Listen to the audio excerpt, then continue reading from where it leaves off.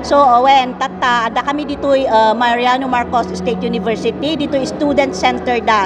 Ta iso ti nakaangayan da ito'y Abel and Indigenous Ilocano Crafts Exhibit. In celebration of the Women's Month.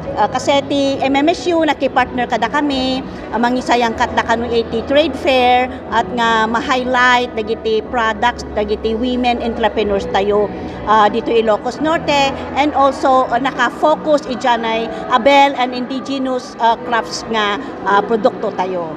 Mano da amin nga negosyante nga ada dito? Okay, we have more or less 25 MSMEs from the food and the non-food sector.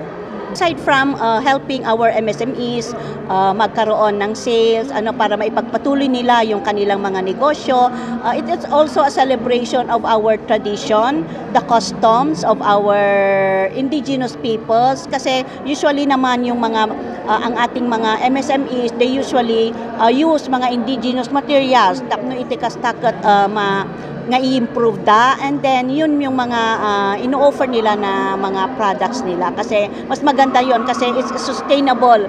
We are supporting the sustainable products and sustainable business.